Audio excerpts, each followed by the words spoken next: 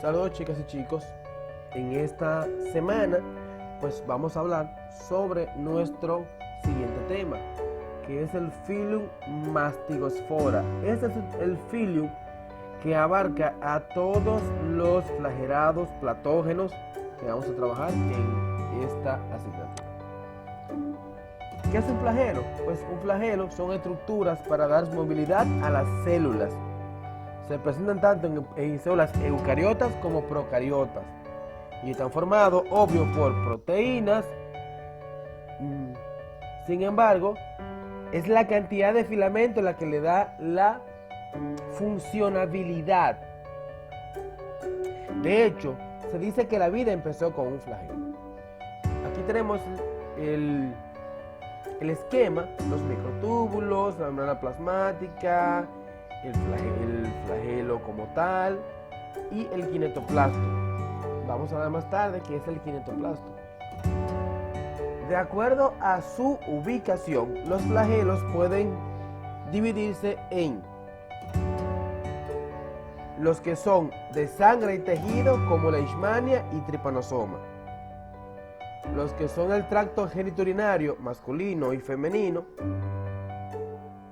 son tricomonas vaginales, y los que son del tracto gastrointestinal tenemos Giardia lamblia y Chilomatis mesnil. Como todo, hay características que son comunes. El Phylum Mastigospora no tiene mitocondria, tiene 3 flagelos anteriores y un flagelo recurrente en surco. Parásitos intestinales o de vida libre en ambientes sin oxígeno, o sea, anaerobio. Su parásito más estudiado de este grupito es la Giardia lamblia. Pertenecen al reino protista, subreino Protozoa, Phylum Sarcomastigospora, subphylum Mastigospora, clase Zoomastigosporea, orden Diplomonadidae, familia Hexamitidae, género Lamblia, especie Lamblia intestinalis. Fíjense, 1880, 1858, o sea que eso viene de larga data. Tiene 2 estados morfológicos, al igual que el que vimos anteriormente. Es el quiste y el trofozoito. El trofozoito es la etapa móvil del parásito, es la etapa patogénica del parásito. Se ve en forma piriforme, en forma de pera, con 2 discos succionadores en el centro. Aquí tenemos los tubos parabasales, este es el axostilo, los flagelos que lo utilizan para la movilización. Con los discos succionadores lo que él hace es que se adhiere a la pared intestinal del intestino delgado, donde habita. Su tamaño va desde 15 micras de longitud hasta 7 micras de ancho por 3 micras de espesor, o sea que es pequeñito, pero el microscopio se puede observar muy bien. En cuanto a su forma,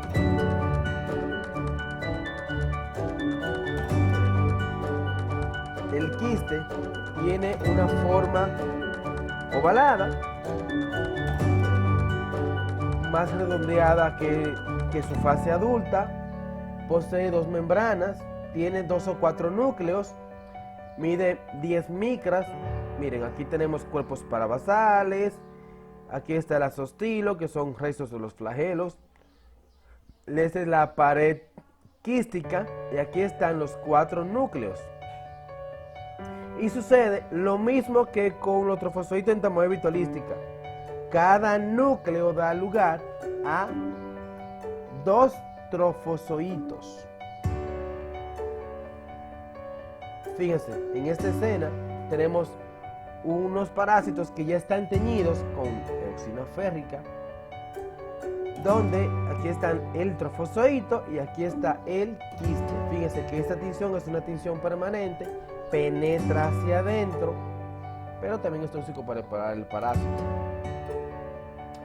¿Cuál es su patogenicidad? Bueno, hay un daño directo, provoca un factor mecánico, ¿Por qué? Porque la Giardia llega al intestino delgado, empieza a tapizar todo el intestino y el intestino tiene vellosidades, que también son flagelos. Y estos, el organismo lo utiliza para poder captar, reabsorber nutrientes que pudieron haber estado, que están en la alimentación y ellos lo van reabsorbiendo. Sucede, cuando hay un factor mecánico, un bloqueo de toda la pared intestinal, quiere decir que el organismo deja de percibir nutrientes. Hay un factor mecánico, pero también hay un daño en la mucosa, hay un daño en esos flagelos porque están cortados y el cuerpo empieza una guerra de competencia por nutrientes, porque el organismo quiere alimentarse y la Giardia no lo deja. Además que hay factores químicos que empiezan a intervenir. ¿Por qué? Porque la Giardia empieza a excretar desechos y esos desechos van a parar a nuestro intestino. Se nos van a provocar un daño. También hay un daño que es un daño indirecto, que es un daño por factores enzimáticos, disminuyen las sales biliares, hay factores inmunológicos y el organismo busca su forma de cómo defenderse, creando anticuerpos específicos tipo IgA o provocando también lo que se llama el peritaltismo, que son los movimientos intestinales, crea la mucosa, crea un mucus para poder atrapar a los parásitos y poderlos expulsar. Muchas veces funciona. Por eso que en el laboratorio, cuando llega una muestra que tiene mucus, aunque sea con método directo, se trabaja esa porción de la muestra, porque es la que tenemos mayor posibilidad de encontrar la parasitosis. Este es el ciclo biológico propuesto, este del CDC. Fíjense, todo empieza con un paciente que tenga giardiasis en el intestino delgado. Esa giardia lo que hace es que empieza a separarse en la fase adulta, la fase trofozoito. Una parte se queda como trofozoito y otra parte se queda como quiste. Fase de protección, recuerden, quiste, fase de protección y fase de infección, y su puerta de entrada es la boca. Este quiste que está en la materia fecal se mezcla con alimentos, con bebidas, agua sucia. Tragamos esos alimentos, los consumimos con el quiste, y ese quiste llega al estómago, el jugo gástrico, el ácido clorhídrico rompe la pared, se liberan los núcleos, esos núcleos empiezan a separarse, a dividirse y van a dar lugar a 8 trofozoitos de Giardia lamblia y empiezan a provocar un daño intestinal, diarrea crónica, deshidratación severa, lo cual provoca que el niño, que ese niño o esa niña, en caso de ser niños, pues tengan un daño que puede provocar una diarrea tan frecuente que puede morir en pocos días. Esto da cuenta de la patogenicidad, efecto de barrera mecánica, competencia de nutrientes, lesión de zonas epiteliales y daño en el pobre epitelio. En cuanto a su patogenicidad, daño en el yeyuno, adherencia a la pared intestinal, provoca irritación, vacuolización de las células epiteliales, recambio de células de superficie y dificultad de absorción de líquidos, lo cual provoca la diarrea. Diagnóstico. El diagnóstico se hace en materia fecal. Y yo lo puedo hacer al fresco o concentración, y puedo decirle al paciente que es un método seriado. 3 días consecutivos, una muestra de un laboratorio. En el laboratorio vamos a empezar a buscar. Si son heces frescas, podemos encontrar trofozoitos. Si son heces ya un poquito viejas, podemos encontrar quistes. Pero además, yo puedo también analizar el líquido duodenal, el fluido duodenal, y también puedo determinar métodos indirectos del parásito, porque puedo detectar los anticuerpos, tanto IgG, o sea, infección pasada, tanto IgM, infección reciente, o tanto antígeno, quiere decir que es la fase activa. Continuando con los parásitos, nos toca hablar sobre el orden Trichomoniasis. No es un orden, es un conjunto de parásitos de tricomonas que pueden estar en diferentes lugares. Tenemos Trichomona hominis, colon transverso, Trichomona tenax en la boca, Trichomona vaginalis en el aparato genitourinario masculino y femenino. Taxonómicamente pertenecen al reino protista, subreino protozoa, filo Mastigospora, subfilo Mastigospora, clase Somatigosphorea, orden Trichomonadida, familia Trichomonidae, género Trichomonas y especie Vaginalis. Aquí solo tenemos un ciclo biológico. Es el trofozoito. Mide de 10 a 30 micras de longitud por 18 o 10 micras de ancho. En el polo anterior tiene el blefaroplasto, que es donde se generan el exostilo, que atraviesa todo el parásito. Esta estructura, esta es el exostilo. De este lado tenemos una membrana ondulante que le da sostén al parásito. Aquí tenemos los flagelos anteriores y un flagelo en surco pequeñito. No tiene mitocondrias, el núcleo es bastante grande, es prominente. Su patogenicidad está asociada con la presencia de más bacterias, porque ella se va a alimentar de bacterias. Provoca destrucción epitelial de la vagina, empieza a adherirse, empieza a provocar un fluido blanquecino, a veces medio verdoso, con un olor muy fuerte. Su patogenicidad no es tan alta con relación a otros parásitos. De eso todo se debe a la relación parásito, célula y huésped. También viene dado por el mecanismo de adhesión. Tiene ciertas adhesinas que están en todo su organismo, que son denominadas AP51, AP33, AP65 y AP23. También hay una proteína que se llama la proteína de cistina, que es la proteína encargada de la toxicidad del parásito. Quiere decir que todo lo que ellos defecan en nuestro organismo se convierte en una endotoxina. ¿Qué provoca? Provoca degeneración y destrucción de células epiteliales, reacción pélvica inflamatoria, respuesta vascular o lo que se llama vaginitis infresa y colpitis macular, provoca erosión y descamación de las células epiteliales.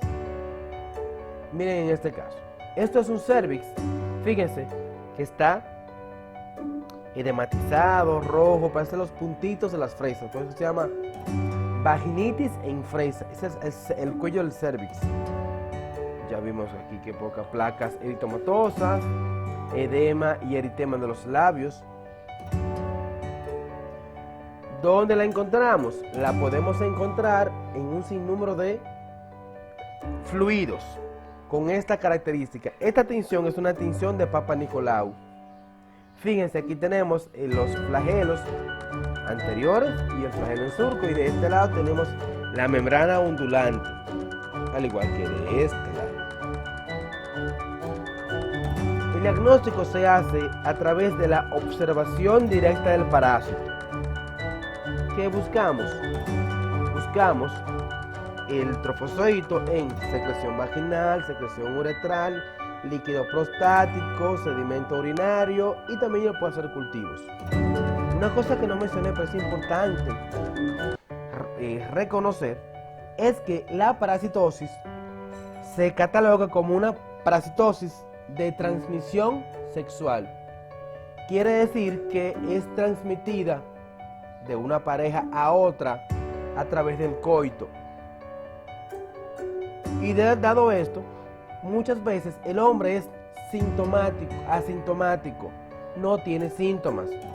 Sí la tiene la tricomona, sí la tiene, pero no tiene síntomas. Y si, por ejemplo, si la pareja sexual de esa persona sale con tricomonas y va al médico y su ginecólogo le indica medicamentos, la paciente es tratada y es sanada de la parasitosis, otra vez va a ser recurrente que ella vuelva a infectarse. ¿Por qué? Porque se le dio tratamiento solamente a ella, pero no se trató a su pareja sexual. Y cuando no se trata a la pareja sexual en este tipo de condiciones, la mujer reiterativamente va a salir con la parasitosis. Hay estudios que están relacionando la aparición de la parasitosis, una mujer que frecuentemente tenga parasitosis de Trichomonas vaginalis, con cáncer de cuello uterino, por una conjugación ahí de un virus y un parásito. El parásito es Trichomonas vaginalis, el virus, el VPH, el virus del papiloma humano. Y cuando ya el papiloma humano, que provoca prácticamente las mismas manifestaciones clínicas que provoca la tricomona, ya él llega y encuentra un cervix dañado, y ese cervix ya es más propenso a cáncer. Y eso ocurre muy frecuentemente. Entonces, chicos, hasta aquí lo de esta semana. Vamos a continuar con esto la próxima semana.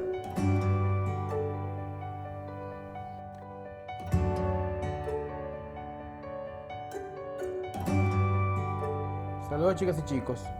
Continuando con los flagelados, esta semana vamos a hablar sobre el grupo que abarca los tripanosomas y la leishmania.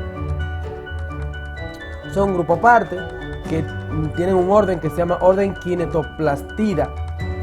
Es en la familia de Trypanosomatidae, que tienen un solo flagelo, tamaño variable entre 2 y 130 micras. Son parásitos de animales, plantas y demás parásitos. La mayoría viven en tubos digestivos de invertebrados. Y la gran mayoría, en su mayoría, son parásitos. Tienen una sola mitocondria, tienen 1 o 2 flagelos, típicamente con vara paraxial. Y su grupo de sus parásitos más prominentes son Leishmania y Trypanosoma. La Trypanosoma es un parásito que es de la sangre, o sea, está en el sistema sanguíneo.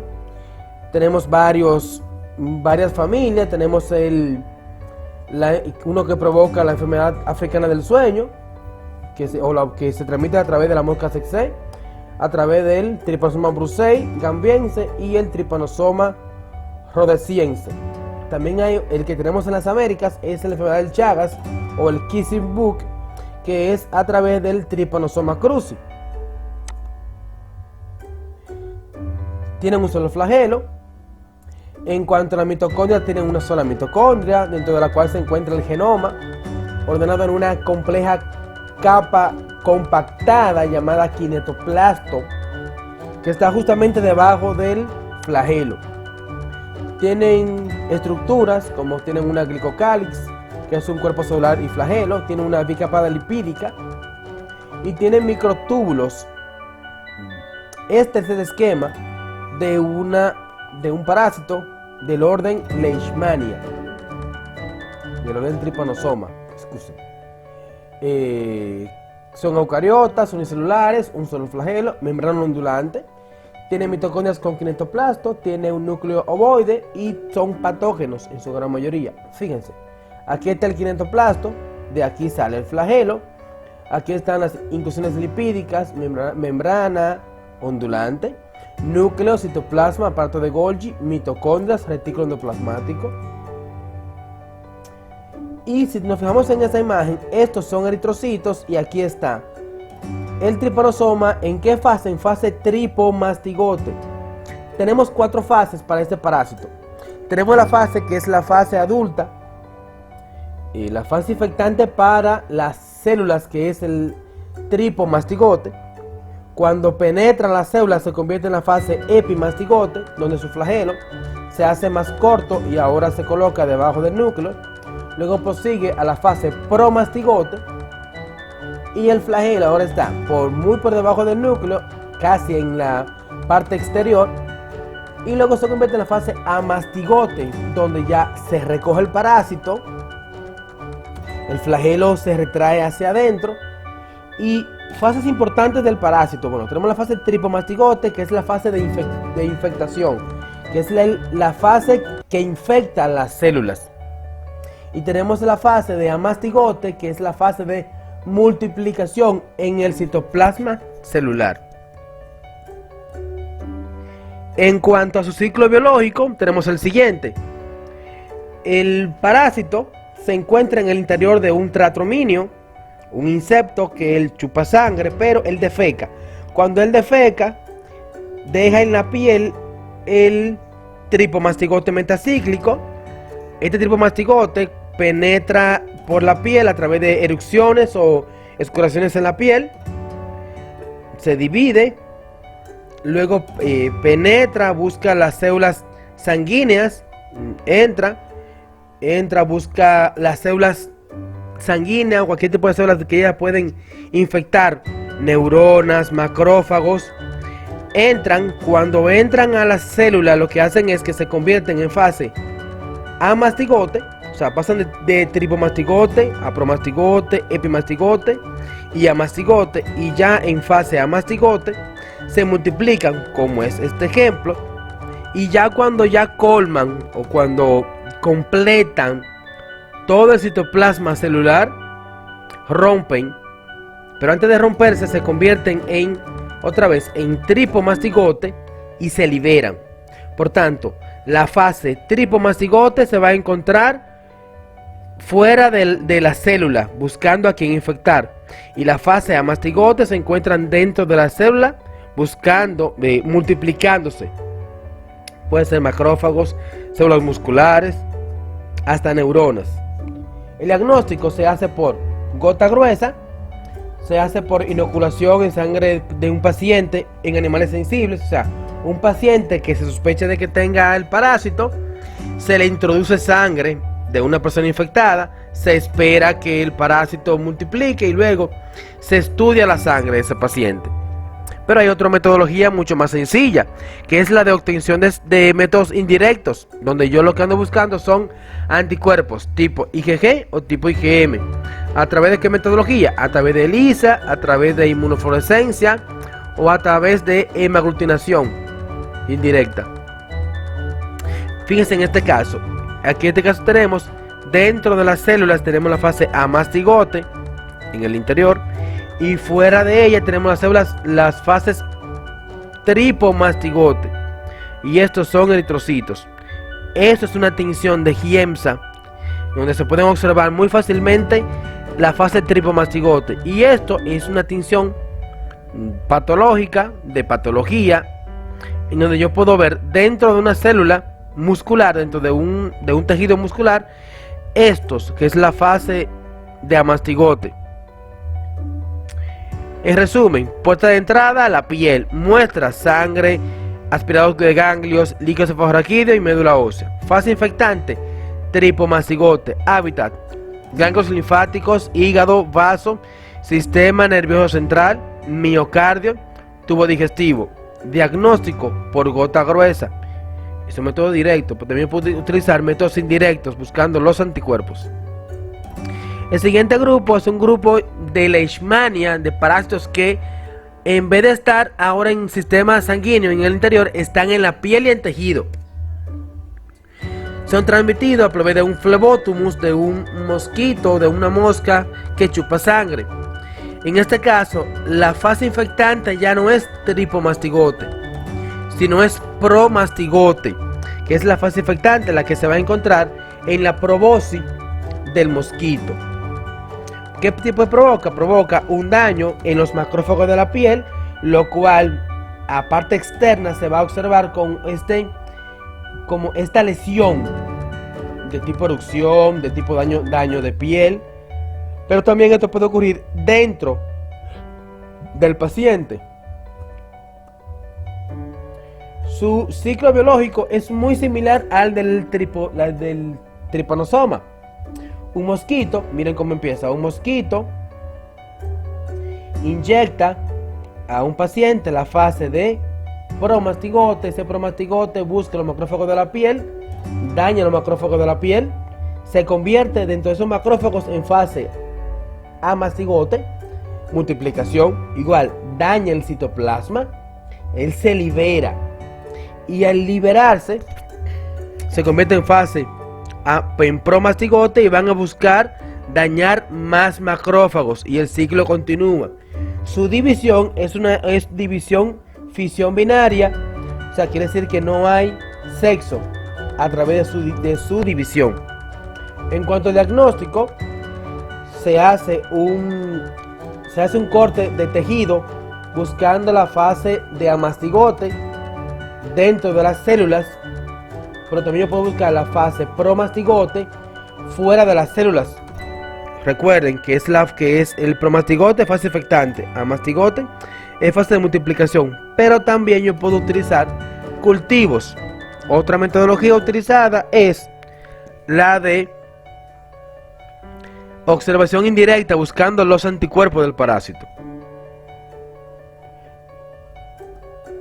En resumen, puerta de entrada, la piel. Muestra, biopsia de piel o mucosa, aspirado de ganglios, aspirado de hígado, médula ósea. Fase infectante, promastigote hábitat.